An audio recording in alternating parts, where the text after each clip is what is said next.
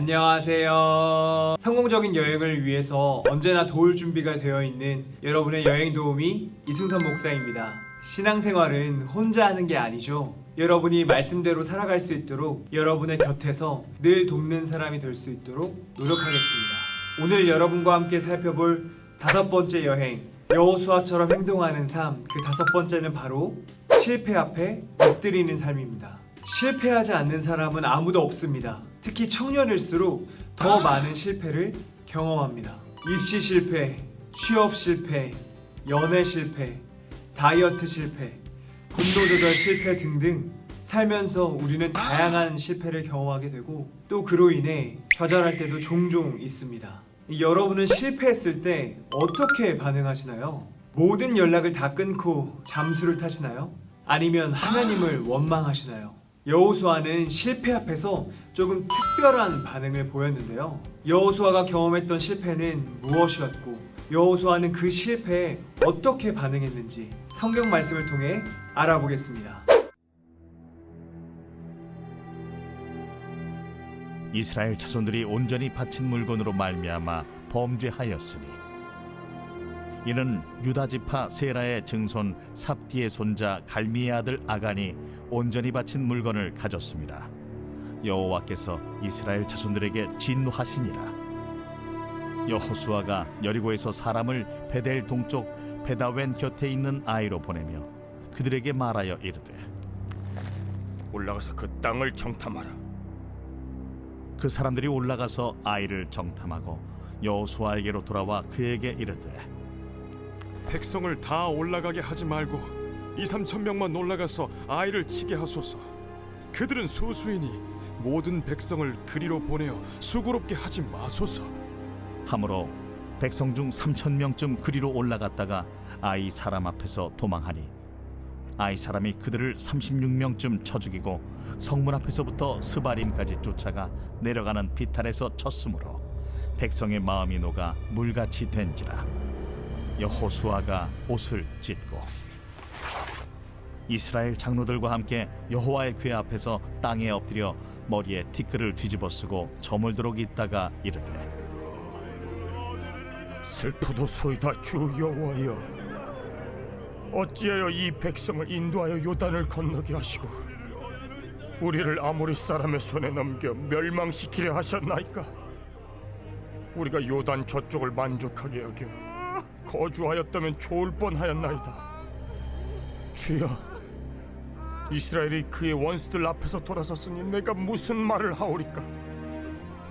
가나안 사람과 이 땅의 모든 사람들이 듣고 우리를 둘러싸고 우리 이름을 세상에서 끊으리니 주의 크신 이름을 위하여 어떻게 하시려 하나이까? 여호와께서 여호수아에게 이르시되 일어나라. 어찌하여 이렇게 엎드렸느냐? 이스라엘이 범죄하여 내가 그들에게 명령한 나의 언약을 어겼으며 또한 그들이 온전히 바친 물건을 가져가고 도둑질하며 속이고 그것을 그들의 물건들 가운데 두었느니라. 그러므로 이스라엘 자손들이 그들의 원수 앞에 능히 맞서지 못하고 그 앞에서 돌아섰나니 이는 그들도 온전히 바친 것이 됨이라. 그 온전히 바친 물건을 너희 중에서 멸하지 아니하면 내가 다시는 너희와 함께 있지 아니하리라. 너는 일어나서 백성을 거룩하게 하여 이르기를 너희는 내 일을 위하여 스스로 거룩하게 하라. 이스라엘의 하나님 여호와의 말씀에 이스라엘아, 너희 가운데 온전히 바친 물건이 있나니 너희가 그 온전히 바친 물건을 너희 가운데서 제하기까지는 내 원수들 앞에 능히 맞서지 못하리라. 너희는 아침에 너희 지파대로 가까이 나아오라. 여호와께 뽑히는 그 지파는 그 족속대로 가까이 나올 것이요 여호와께 뽑히는 족속은 그 가족대로 가까이 나올 것이요 여호와께 뽑히는 그 가족은 그 남자들이 가까이 나올 것이며 온전히 바친 물건을 가진 자로 뽑힌 자를 불사르되 그와 그의 모든 소유를 그리하라. 이는 여호와의 언약을 어기고 이스라엘 가운데에서 망령된 일을 행하였음이라 하셨다 하라. 오늘 본문인 여호수아 7장은 그동안 살펴봤던 이전 장들과는 사뭇 다른 느낌입니다. 늘 승승장구했던 여호수아와 이스라엘 백성들이 처음으로 패배를 경험하기 때문입니다. 본문 2절입니다. 여호수아가 여리고에서 사람을 베델 동쪽 베다웬 곁에 있는 아이로 보내며 그들에게 말하여 이르되 올라가서 그 땅을 정탐하라 하매 그 사람들이 올라가서 아이를 정탐하고 견고했던 여리고성을 점령하고 여호수아는 그 다음 목표인 아이성으로 정탐꾼들을 보냅니다. 이스라엘이 여리고성 다음으로 아이성을 목표로 삼은 것은 어쩌면 당연한 일이었습니다. 아이는 여리고와 마찬가지로 가나안 중부 지역에 속해 있었고 해발 800m의 고지대에 위치해 있었기 때문에 가나안의 다른 지역을 내려다보면서 통제할 수 있는 지형적인 이점을 가지고 있었습니다. 가나안 남부와 북부를 점령하기 위해서 반드시 차지해야 하는 지역이 바로 아이였습니다. 그런데 여리고성 전투를 시작할 때와는 뭔가 다른 점이 하나 있었습니다. 하나님의 직접적인 지시가 없었다는 점입니다. 하나님께서 이스라엘 백성들에게 어떻게 싸우라고 지시하지도 않으셨고 또 이스라엘 백성들도 하나님께 어떻게 싸워야 하는지 묻지도 않았다는 것입니다. 그러니까 아이성 전투는 전적으로 이스라엘 백성들의 판단과 결정에 의해 시작된 전투였다는 것입니다. 이스라엘 백성들은 왜 하나님께 묻지도 않고 자신들의 뜻대로 전투를 시작하려고 했을까요? 그들은 여리고성 전투에서의 승리로 인해 지나친 자신감에 도취되어 있었기 때문입니다. 여리고성이 무너진 것은 하나님께서 하신 일인데 마치 자신들의 능력과 지혜로 가능했던 것처럼 교만해져 있었던 것입니다. 그들이 교만해졌다는 사실은 다음 절을 보면 더욱 확실해집니다. 본문 3절입니다. 여호수아에게로 돌아와 그에게 이르되 백성을 다 올라가게 하지 말고 2-3천 명만 올라가서 아이를 치게 하소서. 그들은 소수이니 모든 백성을 그리로 보내어 수고롭게 하지 마소서 하므로 아이를 정탐하고 돌아온 정탐꾼들은 아이성에 거주하는 사람들이 적다는 이유를 대면서 2-3천 명이면 충분하다고 오히려 모든 백성을 보내서 수고롭게 할 필요가 없다고 보고합니다. 여호수아 8장 25절을 보면 아이 사람들은 총 12,000명이라고 기록되어 있습니다. 전쟁에 참가하기 어려운 여자들과 아이들 그리고 노인들을 빼면 정탐꾼들이 보고한 대로 실제 군사의 숫자는 적었을 것입니다. 그러나 아이는 여리고보다 훨씬 높은 고지대에 있었고 아이 사람들은 그곳의 지리를 잘 알고 있었기 때문에 더 조심해야 하는 상황이었습니다. 그럼에도 불구하고 이스라엘 백성들은 견고한 여리고성을 함락시켰다는 자만심에 휩싸여서 아이성 전투를 너무나 쉽게 생각했던 것입니다. 하나님의 지시 없이 오로지 자신들의 판단과 결정으로 아이성 전투에 임했던 이스라엘은 어떻게 되었을까요? 본문 4절과 5절입니다. 백성 중 3,000명쯤 그리로 올라갔다가 아이 사람 앞에서 도망하니 아이 사람이 그들을 36명쯤 쳐 죽이고 성문 앞에서부터 스바림까지 쫓아가 내려가는 비탈에서 쳤으므로 백성의 마음이 녹아 물같이 된지라. 2-3천 명이면 충분히 이길 줄 알았던 아이성 전투에서 이스라엘은 첫 패배를 하게 되었습니다. 실패를 경험하게 된 것이죠. 그런데 이 실패에 이스라엘 백성들은 마음이 녹을 정도로 큰 두려움을 느끼게 됩니다. 사실 생각해보면 이스라엘이 이 실패에 큰 두려움을 느꼈다는 것은 잘 납득이 가지 않습니다. 왜냐하면 아이성 전투는 이스라엘 백성 전체가 아니라 3,000명만 참여했던 소규모 전투였고 전사자도 참여한 사람의 1.2%인 36명밖에 되지 않았기 때문입니다. 그렇다면 이스라엘 백성들은 대체 무엇 때문에 이처럼 마음이 녹았을까요? 이제껏 그들과 함께 하시면서 그들을 도우셨던 하나님께서 그들을 돕지 않으셨다는 사실을 깨닫게 되었기 때문입니다. 단순히 전쟁에서 지는 것이 실패가 아니었습니다. 이스라엘 백성들에게 진짜 실패는 하나님께서 그들과 함께하지 않으신다는 것이었습니다. 하나님께서 함께 하셨을 때는 견고해 보였던 여리고성을 한순간에 함락시켰습니다.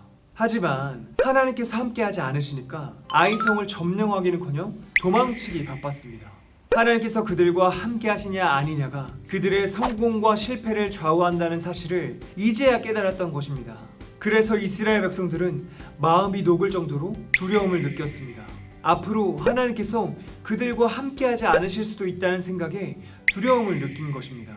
그렇습니다. 저와 여러분이 두려움을 느껴야 할 진짜 실패는 내가 계획한 일이 뜻대로 진행되지 않았을 때가 아닙니다. 내가 계획한 그 일로 인해 하나님께서 나와 함께하지 않으신다면 그것이 우리에게 진짜 실패라는 것입니다.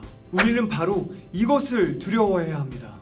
그렇다면 왜 하나님께서는 이스라엘 백성들과 함께하지 않으셨을까요? 본문 1절입니다. 이스라엘 자손들이 온전히 바친 물건으로 말미암아 범죄하였으니 이는 유다지파 세라의 증손 삽디의 손자 갈미의 아들 아간이 온전히 바친 물건을 가졌습니다. 여호와께서 이스라엘 자손들에게 진노하시니라. 여리고 성을 점령하기 직전에 하나님께서는 여호수아를 통해 이렇게 말씀하셨습니다. 여호수아 6장 18절입니다.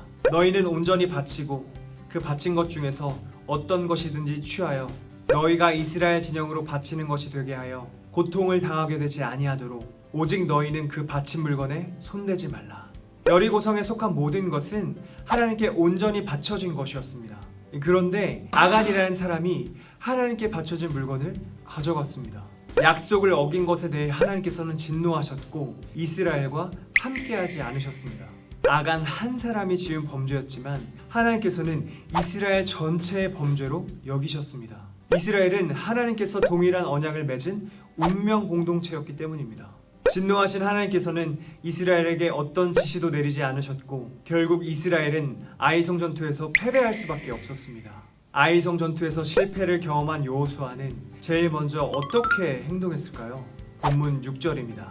여호수아가 옷을 찢고 이스라엘 장로들과 함께 여호와의 궤 앞에서 땅에 엎드려 머리에 티끌을 뒤집어 쓰고 저물도록 있다가 이스라엘이 패배했다는 소식을 듣고 여호수아는 옷을 찢습니다. 그만큼 슬프다는 것을 보여주는 것이죠. 그런데 여호수아는 여기서 끝나지 않습니다. 여호와의 궤 앞에서 엎드립니다. 하나님의 임재를 상징하는 여호와의 궤 앞에 엎드려서 기도한 것입니다. 그동안 여호와의 궤는 늘 이스라엘과 함께했습니다. 요단강을 건널 때에도 여리고성이 무너질 때에도 항상 이스라엘과 함께했습니다. 바로 이 여호와의 궤 앞에서 여호수아는 땅에 엎드립니다. 간절히 기도합니다. 그리고 머리에 티끌을 뒤집어 쓰면서 진실하게 회개합니다. 여호수아는 왜 여호와의 궤 앞에서 엎드렸을까요? 하나님께서 이스라엘과 다시 함께 해주시기를 간구한 것입니다. 이 전쟁은 자신들에게 달린 것이 아니라 하나님께 달려있음을 다시 깨닫고 하나님의 도우심을 구한 것입니다. 여기서 우리는 인생에서 실패하는 순간 우리가 가장 먼저 어디를 향해 엎드려야 하는지를 발견하게 됩니다. 바로 하나님입니다. 하나님께 기도해야 합니다. 그렇습니다. 우리의 삶도 저와 여러분의 손에 달려있지 않습니다. 오직 하나님께 달려있습니다. 그렇기 때문에 실패를 경험하게 되더라도 우리의 삶을 주관하시는 하나님 앞에 엎드리면 하나님께 기도하면 우리가 그 실패를 극복할 수 있도록 하나님께서 도와주신다는 것입니다. 실패 앞에서 제일 먼저 하나님께 엎드렸던 여호수아를 하나님께서 외면하지 않으십니다. 본문 10절입니다. 여호와께서 여호수아에게 이르시되 일어나라 어찌하여 이렇게 엎드렸느냐. 하나님께서는 엎드린 여호수아를 일으켜 주십니다. 그리고 이스라엘이 아이성 전투에서 패배하게 된 이유를 설명해 주십니다. 본문 11절입니다. 이스라엘이 범죄하여 내가 그들에게 명령한 나의 언약을 어겼으며 또한 그들이 온전히 바친 물건을 가져가고 도둑질하며 속이고 그것을 그들의 물건들 가운데에 두었느니라. 여호수아는 비록 이스라엘의 지도자였으나 그들 가운데 누군가가 하나님의 것을 도둑질했다는 사실을 전혀 몰랐습니다. 그러나 하나님은 다 알고 계셨습니다. 사람의 눈은 속일 수 있어도 하나님의 눈은 절대 속일 수 없는 것입니다. 하나님의 눈에는 다 보였던 죄를 지은 이스라엘에게 하나님께서는 다시 한번 기회를 주십니다. 본문 13절입니다. 너는 일어나서 백성을 거룩하게 하여 이르기를 너희는 내일을 위하여 스스로 거룩하게 하라. 이스라엘의 하나님 여호와의 말씀에 이스라엘아 너희 가운데 온전히 바친 물건이 있나니 너희가 그 온전히 바친 물건을 너희 가운데에서 제하기까지는 내 원수들 앞에 능히 맞서지 못하리라. 하나님께서는 이스라엘에게 거룩함을 요구하십니다. 자기 자신이 주체가 되어 스스로를 거룩하게 해야 한다는 것입니다. 바로 앞절인 12절에서 하나님께서는 여호수아에게 그 온전히 바친 물건을 너희 중에서 멸하지 아니하면 내가 다시는 너희와 함께 있지 아니하리라고 말씀하셨습니다. 하지만 13절에서 스스로 거룩하게 하라고 말씀하시면서 거룩함만 회복하면 하나님께서 그들과 함께 하실 것이라는 소망을 갖게 해주신 것입니다. 그렇다면 무엇이 거룩입니까? 사도 베드로는 거룩에 대해 이렇게 이야기합니다. 베드로전서 1장 14절과 15절입니다. 너희가 순종하는 자식처럼 전에 알지 못할 때에 따르던 너희 사욕을 본받지 말고 오직 너희를 부르신 거룩한 이처럼 너희도 모든 행실에 거룩한 자가 되라. 베드로 사도는 거룩을 강조하면서 그와 반대되는 경우로 사욕을 쫓지 말라고 이야기합니다. 잘못된 욕망을 쫓아가는 것은 거룩과 반대된다는 것입니다. 그렇기 때문에 거룩한 삶은 잘못된 욕망을 쫓지 않는 삶이라고 할 수 있습니다. 잘못된 욕망을 따르지 않고 스스로 구별되어 정결하게 살아가는 것이 바로 거룩인 것입니다. 이스라엘이 그랬던 것처럼 때로는 우리도 우리의 죄로 인해서 실패할 수도 있습니다. 그때 하나님께서 우리에게 원하시는 모습은 무엇입니까? 그렇습니다. 거룩함입니다. 스스로를 거룩하게 해야 합니다. 그렇게 할 때 하나님께서 우리를 버리지 않으시고 우리와 함께 해 주실 것입니다. 그리고 그 실패로부터 벗어날 수 있도록 우리를 도와주실 것입니다. 오늘 본문 이후의 말씀을 읽어보시면 실제로 하나님께서는 이스라엘이 아이성 전투의 패배로부터 벗어날 수 있도록 도와주셨습니다. 스스로를 거룩하게 하고 아간과 그의 가족들을 돌로 쳐서 죗값을 치른 이스라엘에게 하나님께서 다시 기회를 주신 것입니다. 두 번째 아이성 전투를 준비하는 이스라엘에게 하나님께서는 구체적인 지시를 내려주셨고 하나님의 지시대로 움직인 이스라엘은 결국 아이성을 점령하게 됩니다. 여호수아가 그랬던 것처럼 실패 앞에 엎드릴 줄 아는 저와 여러분이 되기를 바랍니다. 하나님께서 그렇게 행동하는 우리와 함께 해주시고 또 우리를 도와주시리라 확신합니다. 제22차 야육반에 신청한 청년들에게 주어지는 5번째 미션, 하나님 앞에 엎드려라. 실패를 경험했을 때 여호수아가 하나님 앞에 바로 엎드려서 기도할 수 있었던 것은 아마도 이전부터 꾸준히 기도를 해왔기 때문에 가능하지 않았을까 생각해 봅니다. 저와 여러분이 언제 실패를 경험하게 될지는 모르지만 그 순간에 바로 하나님 앞에 엎드릴 수 있도록 매일 기도를 해보려고 합니다. 하루를 마무리하고 잠들기 전에 최소한 10분만큼은 하나님께 기도해 보세요. 하루를 돌아보면서 하나님 앞에 회개하고 감사하고 다짐하는 시간을 가져보시기 바랍니다. 일주일 동안 이 미션을 잘 실천해 보시고 미션을 수행하면서 느낀 점을 다음 주 금요일 저녁에 함께 나눠주시면 됩니다. 여호수아 7장을 통해 실패 앞에 엎드리는 삶에 대해서 살펴보았습니다. 하나님께서 우리와 함께하지 않으신다는 것이 우리가 두려워해야 할 진짜 실패고 그 실패의 순간에 우리가 가장 먼저 해야 하는 행동은 하나님 앞에 엎드려서 기도하는 것이며 하나님께서는 그 기도를 외면하지 않으시고 거룩함을 회복할 수 있도록 우리에게 기회를 주신다는 것을 저와 여러분이 잊지 않고 그대로 실천하게 되기를 간절히 소망합니다. 그럼 다음 여행에서 만나요. 안녕.